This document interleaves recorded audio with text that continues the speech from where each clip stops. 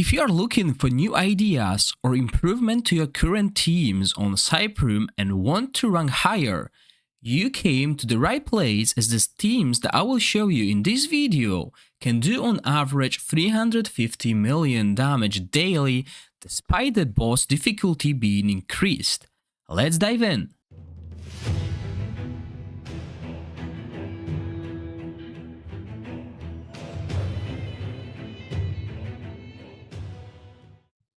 The first team you'll see is the one that I just made up recently by replacing Welby and putting Iola with attack down. This team has improved overall damage by over 5 million. However, just after the boss got the increased damage and accuracy penalty, this team was barely doing 50 million with Welby because they were dying. Iola really is a game changer, and if you don't have her, consider bringing Irina. The edit time skill here, we have Jillian, making sure she dispels at least one of the debuffs with healing, and Garius, huge heal just before, just after the first skill. So we're gonna miss the first rotation, but it's not needed there. The heal is not needed there, and everyone else will be casting on their normal timings because we want this to happen constantly. You can improve your damage with this team if you manually cast, but my goal is to make everything go on auto. Every team you'll see will be focused on auto with a few changes to manual casting at the end of the battle, because the end of the battle is the most important to get over the line with the damage done. So let's look at the equipment quickly. We get Jillian. She can be replaced by Catherine, preferably. I don't have Catherine, so I couldn't use her. She doesn't have any skills, which is not too bad at this boss, because we can still utilize this long cooldown, so long boss rotation, which is 35 seconds with the animation. I'm using Ancestor Candle here to ensure she manipulates the ultimate time as well. I could go probably for the attack up set instead of the platinum set, which will boost the damage. So that's one upgrade here, but 65 million so far. Now we have Garius. Garius is here to absorb the 15% damage from allies, and I'm using Spiritual Incense Burner here. His heal is enough. We don't need to improve his heal any further than that. We just want another manipulation of the cooldowns. We got Iola attack down on her ultimate, which hits everything, tail, claw, and the main body. We also got good damage coming out from her and defense down. If you don't have Witches Remain, you can go for the Crown, which is alright, but it will not be as good as Witches Remain because this is an AoE defense penalty instead of a single target, and attack upset as well. So this is why I want her to keep casting her skills constantly, and the cooldowns here are similar to those of my main damage dealers. Then we have Taflin built around high attack, a little bit of crit damage as well with Gambler set because he's a multi-hit user. He does multi-hits with his ultimate, and he also has ultimate manipulation. On top of that, every 6 basic attack, he does enable one of the rally heroes, and we got 2, so it's between him and Huberg, who's here to deal tremendous damage. He's all about damage with his ultimate and Gambler set because he's a multi-hit hero as well, up to 7 orbs, but when he has rally, you can double that damage. And you will see that damage is just huge. And yeah, so overall this is it. Those units like Huberg and Taflin are really squishy. So the boss, when the boss actually absorbs the HP, prevents the HP to blocks the HP bar, it's really hard to keep them alive. That's why we brought in Iola to have this attack down, because despite 2 very strong healers, they would still die because it's not the heal amount that matters, it's the heal quantity. Okay, so let's try this fight. So let's try a new setup with Iola. We are losing damage from Welby, but we are bringing in attack down, and I want that attack down to be cast whenever. Let's see if I can beat the score, because without attack down, my damage dealers die. And I don't want that.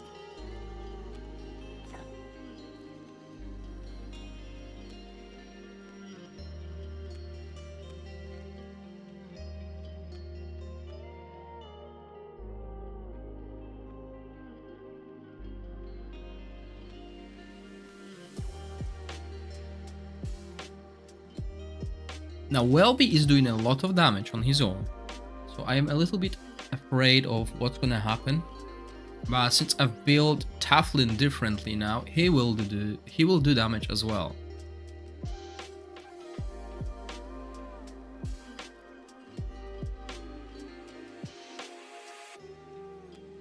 Iola is here to provide attack down, defense down, and also give us 15% attack increase.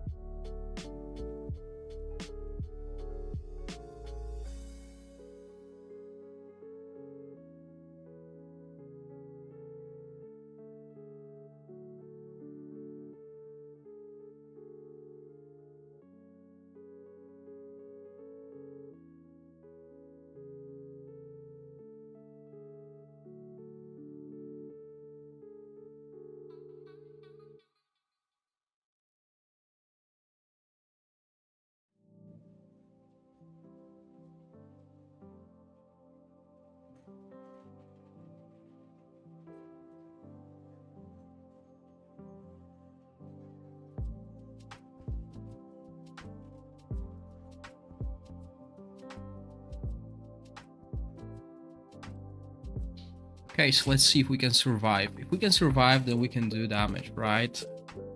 That's the most important thing. I mean, I could try to do as much damage as possible and die early, but I want this team to do at least 55 million. 60 million, that's what they've done on day one. I want them to keep going.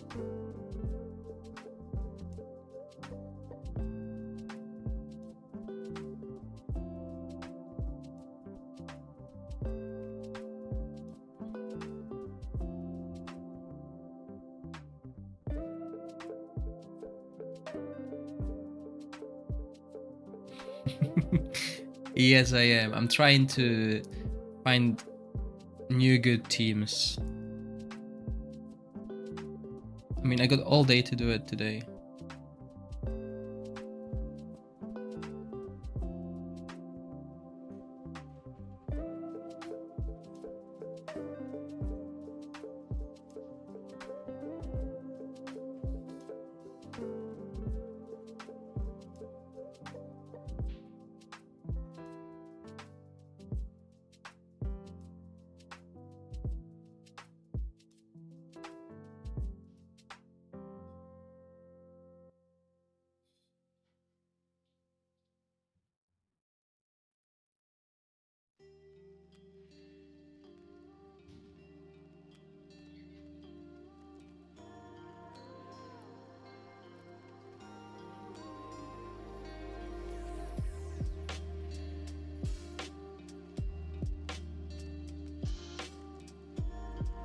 My lowest damage team is like 30 something million. It's Necro team, but I think I'll replace it with Frost now that I have Foresh. We'll see.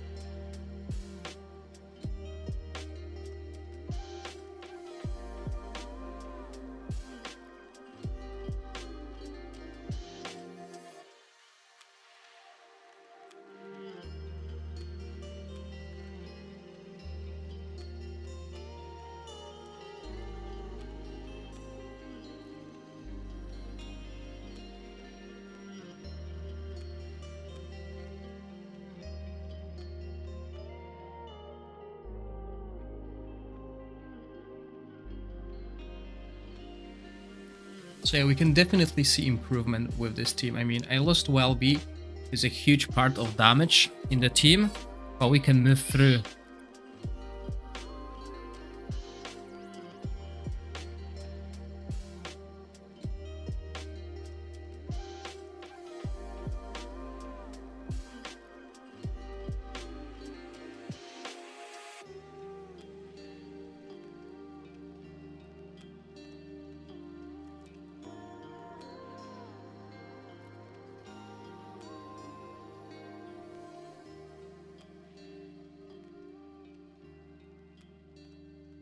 The only thing I need to do at the end is a little bit of manual casting, because, you know, I just need to watch the HP of my team.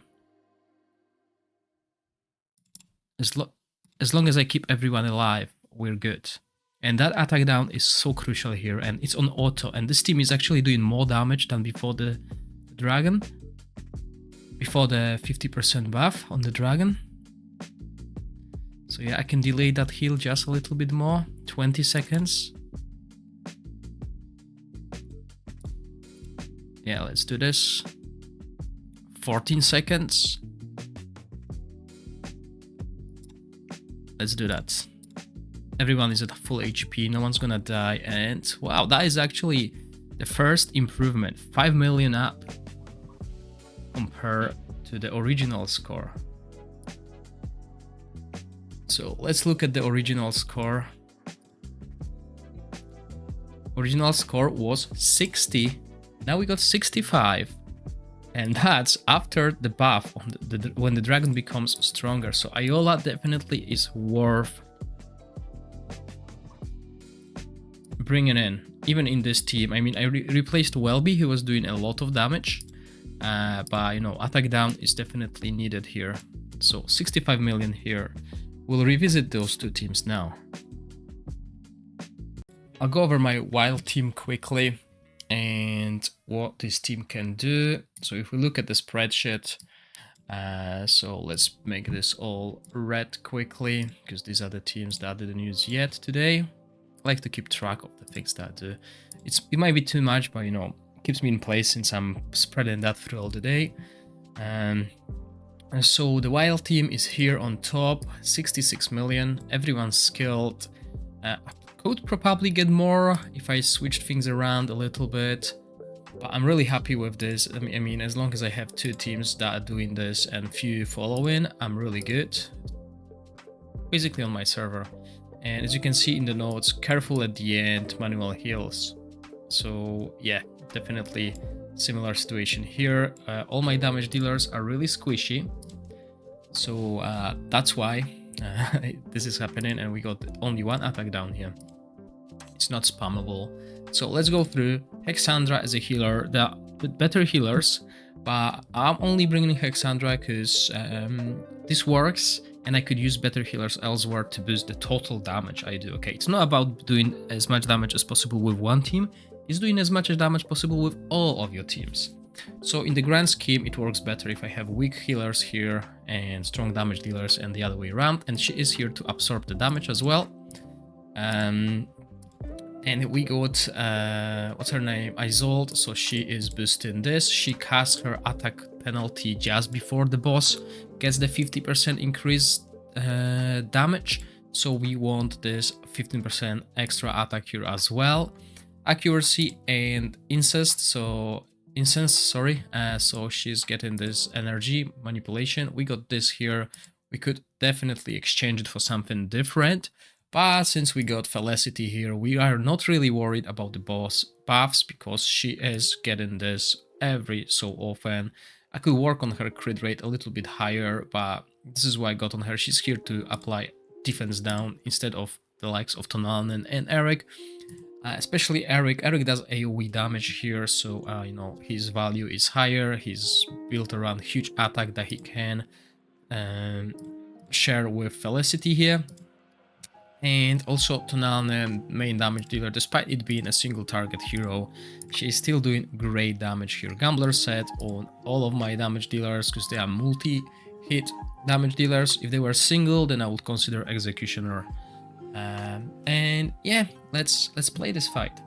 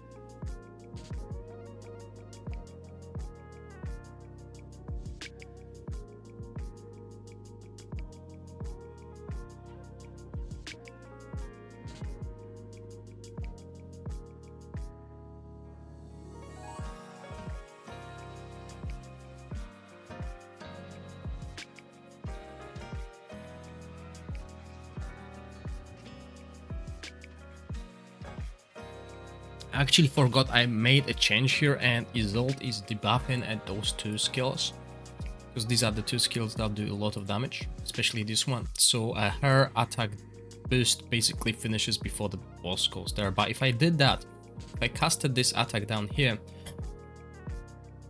I would only absorb one type of damage instead of two. So the team would overall receive more damage than intended.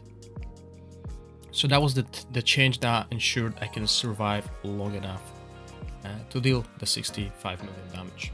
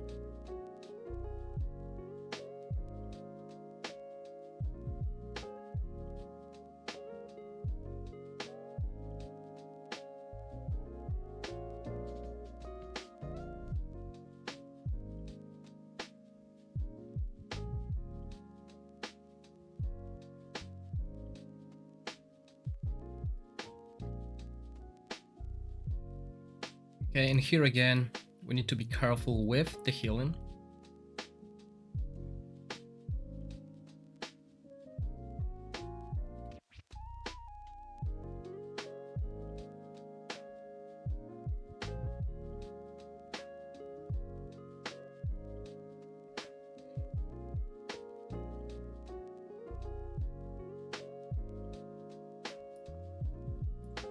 And the shield. So we still definitely want to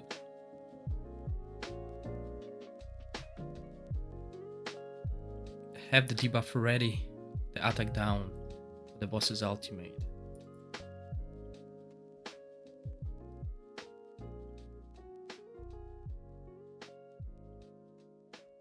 But it's good to actually start watching it.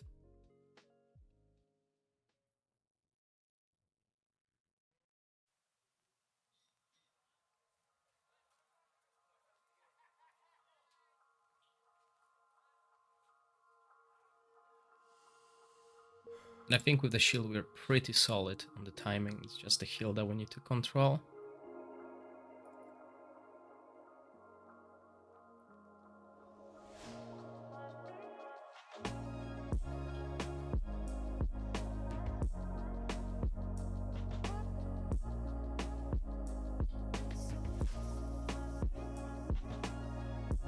Actually messed up the shield a little bit. Okay, but we got it. Okay, we can get over the line. 25 seconds. Okay, so now it doesn't really matter. The boss will not get to the ultimate. The boss will not hit with his ultimate anymore. So all we want to do is this, right? So 15 seconds, 10 seconds on the attack up, a little bit of shield, and the boss will be just about casting this skill, maybe a little bit over that skill, but we should be alright by that time. So yeah, another improvement, 69 million.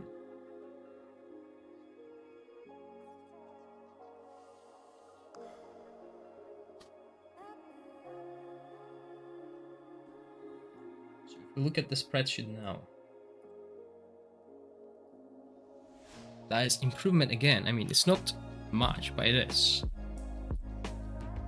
So far, so good. Let's save this. So yeah, my second fire team that is able to do around 46 million damage. Similar skills to everyone here, everyone I've been using. So we want this attack down on the defense down skill plus the ultimate on the boss. So that's on full buff here. And Adolphus to shield after the first skill basically. So I'm missing the first rotation. Because the first rotation doesn't do too much damage. And yeah, full buff. Enough accuracy to apply this, plus ancestral protection. If you really want to go, you could go for the artifacts that manipulate ultimate, but I got someone to do it. It's Thea. She recharges ultimate by 5% when an ally has a successful wild check, and I'm running two other heroes, and she is using the Witch's Remain to apply defense down on the boss. Two strong damage dealers, single target though, burst oriented, rush. You could run rush with executioner set as well, but this set really has pretty good stats on it, and I don't have a good executioner set with similar stats, so that's what I'm using here. So going for the crit rate, crit damage, this, and you could run an eye on him, but I'm using eye here on Caspar. Caspar has 100% crit rate, higher crit damage, and Gambler set. Gambler set is not the best for him, but as I said, I don't have better set with this. Although Gambler set is good for him, might be even the best if he can proc this very often, right? If he got these 3 daggers there, so you know this can also do additional damage there, and especially here as well. So he's good multiple damage dealer here. And then I'm using Adolphus. As I said, I wanted to have 2 strong supports with the weaker damage dealers, and 2 weaker supports and 3 strong damage dealers. That's why I split those teams, and those teams can do together over 100 million damage. And Adolphus is self-explanatory. Huge shield. When he shields, he gives this attack up. So that's what I do. And I could actually even adjust this this time scaling if I really wanted to. And I could shield before, but that would mean I shield just when the boss gets this this 50% weakened state, but it will mean I can't absorb the next 2 skills between those 2 heroes, so it's better this way. And yeah, let's see the fight in action.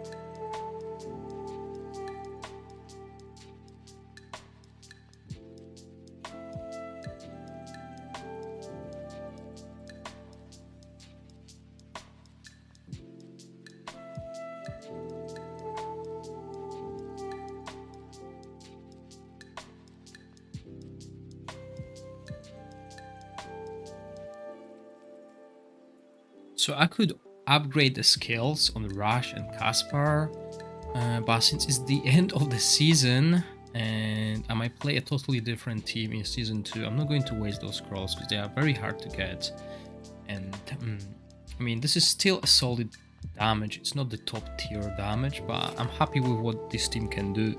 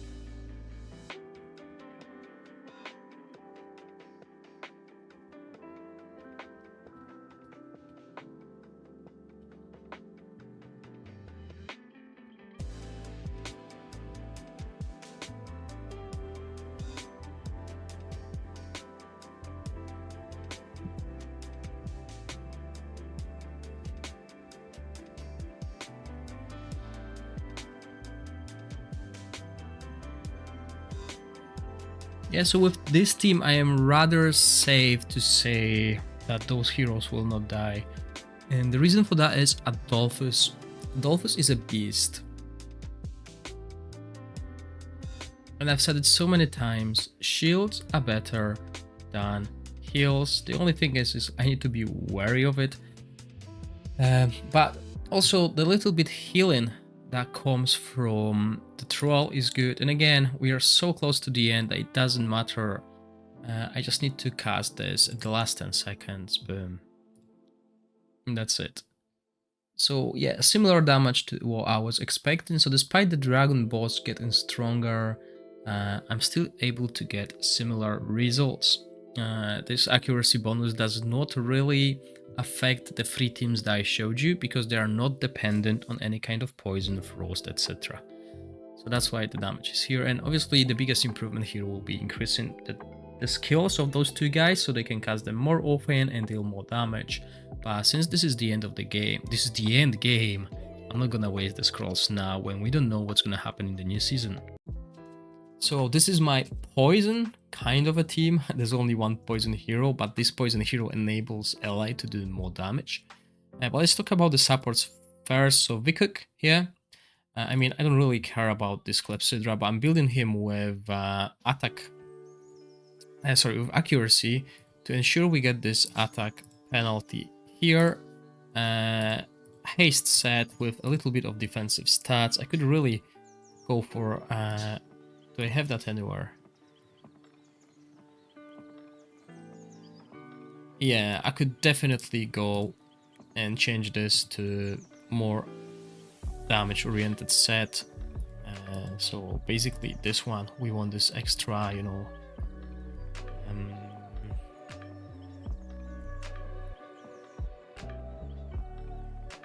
extra buff when we can, basically, and he doesn't really need much stat-wise. So let's do this. And yeah, so now he's gonna give this 15% extra attack. Durango here, defense down, because his ultimate does it. I basically 3 hits here, as you can see. He launches 3 attacks as well here, so that's why I'm using Gambler set on him. Enlightenment build, not really, because I'm going for crit rate and crit damage in this case. Because there's no other poison enablers here for him. So yeah, that's what I'm doing. And accuracy, as I said. Then Garian, I only increased his healing here just a little bit. It was kind of weak, and he's here to absorb the damage and manipulate the burner. I mean, manipulate the cooldown as well. He's doing that as well because whenever he crits, he's going to have this. So that's why crit build is so important on him. Yeah, and Sigrid, attack penalty on the boss at the right time through the ultimate to absorb the damage. A little bit of haste here, because I only wanted this accuracy to make sure she's got enough, and extra crit rate here, so she also does damage, as you can see, almost 100% crit, low crit damage, but you know, it adds up. And then we have ally here, all about damage through his ultimate. And obviously he does a little bit directive damage where there's a poison on the target, which we will be able to see.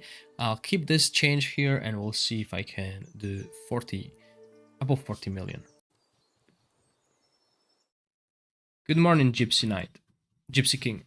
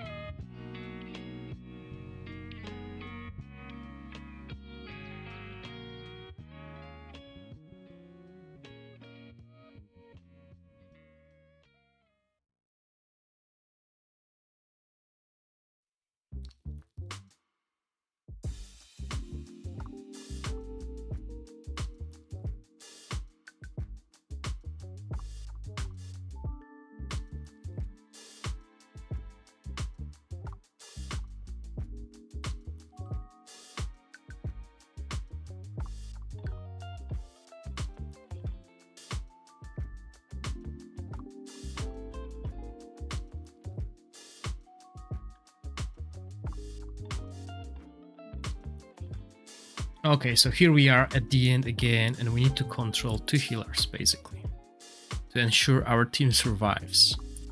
So it doesn't matter what happens now, okay, as long as we can top up our damage dealers for the next 50 seconds. Obviously, ideally, we want Vikage to cast his ultimate later on, but we also want to make sure our team survives. So that's why I'm just going to do this. I screwed up a little bit, but as long as I can heal them back, no I can't, because the healing is minimal. So we're gonna lose our damage dealers now in the last 20 seconds, but the team still does what it does. I mean, if I didn't kind of screw up and waited with Vikage, if I was patient and do this at least after this skill, then we will have survived. But it's minimal. It will be maybe like 1 million damage, depending on if you want to do it, but yeah. There it is.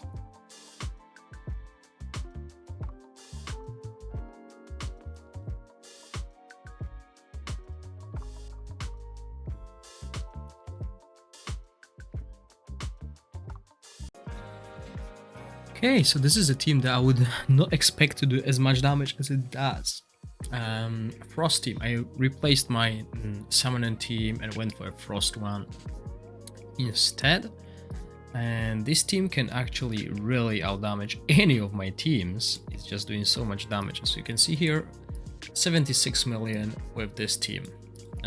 Drist actually has skills maxed out. I just did it to make sure the cooldown on the skills is the same as everyone else. So let's look at the times here. So we got shield at 19. This will give us debuff immunity against the accuracy penalty and recharge speed penalty, and then we have Megan's skill ultimate to remove defense on all our allies, and I'll explain why soon. And then we have Hawkadder casting his ultimate first, followed by Drist to apply defense down, and then followed by Usha. The ultimate is not maxed out, so there is only 75% chance of inflicting frost, which I could improve by scrolls if I really wanted to go for it, but I don't have any more scrolls to waste on him with the new season coming up. But with enough luck, I could get away with maybe 2 scrolls. So yeah. So equipment, yes. So he's using Clepsydra here to make sure we have enough haste to constantly at least cast that. The ultimate is obviously on the short cooldown anyway, but we need to wait for the damage dealers. He's wearing the Brotherhood Spirit set, which gives us a boost in damage, 15%, so that's why he cast it first. Then it's followed by Drist, built in a Gambler's set with witches remain to make sure we always apply defense down. We have 6 hits on it. He's also here to apply the frost through his skill, and overall very good damage dealer. You'll see that. You'll see how good he does compared to Usha, who is all about damage. Quite low attack, I don't know why, but this is what it is. At least 100, almost 100, well, over 100% crit rate here. Sadly, I didn't have like equipment to remove to boost anything else. This is the best equipment I can have. No accuracy. She's here to do damage with her ultimate through the platinum set as well. She doesn't need alignment, she wants this. Okay, and I brought in this because she will do 20% increased damage when she's got a shield, and she's going to have shield quite often, not only through her passive but also through Gladros ultimate. Then we got Gladros, as I said. He's here to apply debuff immunity plus the shield on the team, and he also ran this set here.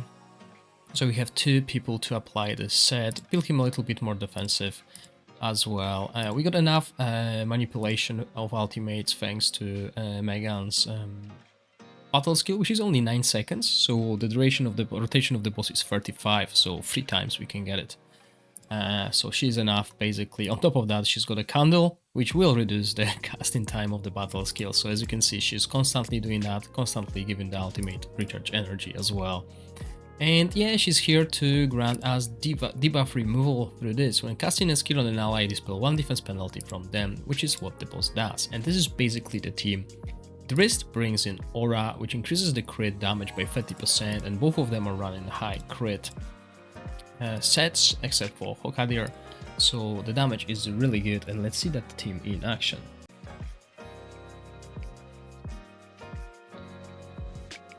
I forgot to mention, this team is all about auto. There is not much I can do really manually. Maybe the last 1 minute it's good to manually cast Megan's and Galdrus ultimate, but it's not needed. So let's just enjoy the fight and look at the damage meters.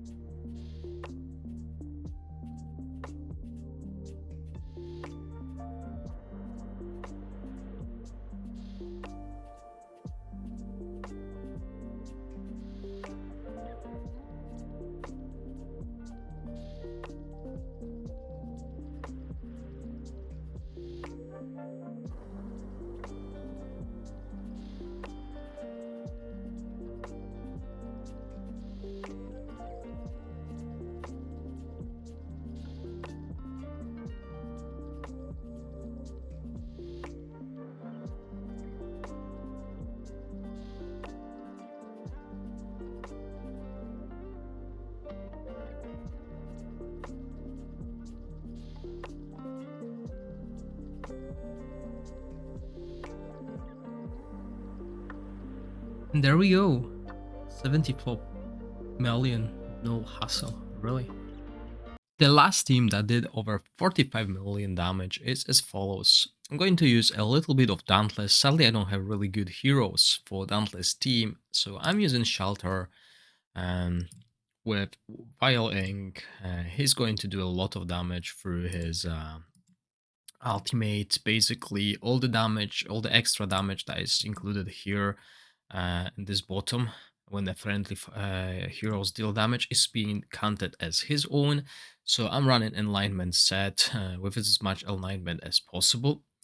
The next damage dealer is Variable here. Basically a super strong single target damage coming from him alone. Without Shelter, Tarival was able to do like 34 million on my first day. With this Shelter included here, there will be more damage. I need attack down, so I brought in Sagomir, just because he's so good on top of the attack penalty. He's got accuracy penalty. Also, he gains debuff immunity and defense up, and manages the ultimate. If you don't have Sagomir, you could also opt for Irina with attack penalty, or likes of Twitch. I'm using Anna here to dispel at least one debuff on my team. Her healing is quite good, I'm not gonna lie. Hit on recovery at this boss is quite good because how long the fight is and how much the boss does damage basically, so we can constantly top up if it's cast at the right time. And Quarion here with his healing and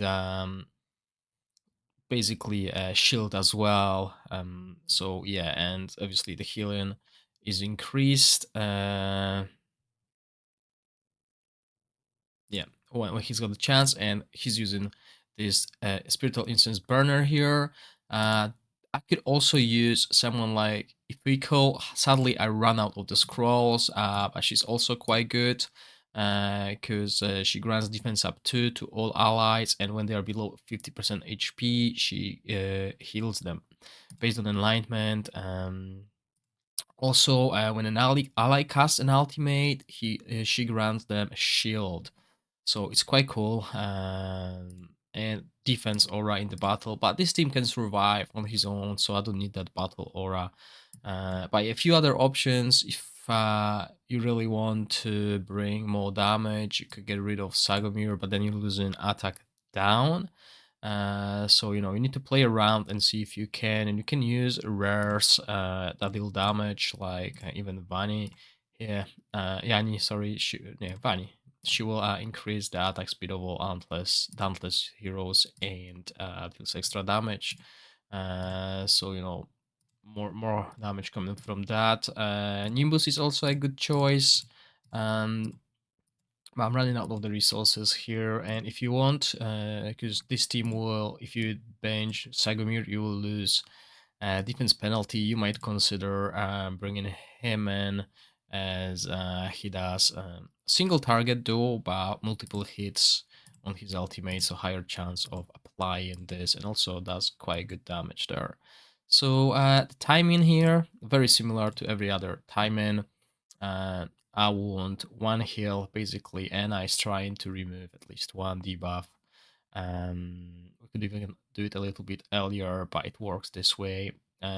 42 just in the middle of the first skill, and Sagomir here to ensure we have attack down on at least two of the skills. If I had his skill maxed out, I'll go something like haste and basically boost his haste. It's already high, boost it even more with maybe double set to make sure he can cast it as much as possible. Shelter here, as I said, enlightenment set, Tarival Gambler set. We want all these auto attacks to deal have a chance to deal extra attack, and us here to absorb the damage. And Quarion here to buff, basically rotation between Quarion and Sagomir to constantly give us this attack up. So yeah, let's try it.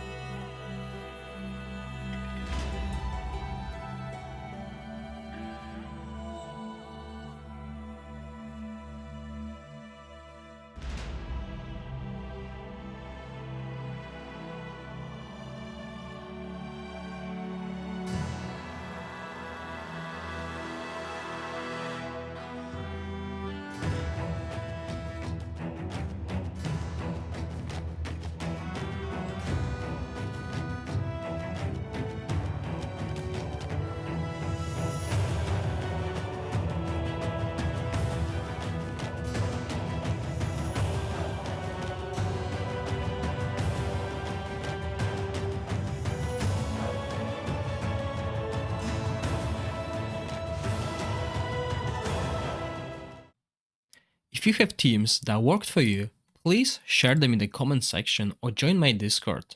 I am in a race to keep top 10 spot, so any improvements to the teams I showed you will be appreciated. I hope you enjoyed the video. If you do, please click the like button and consider subscribing to my channel. As always, thank you for watching, stay safe, bye!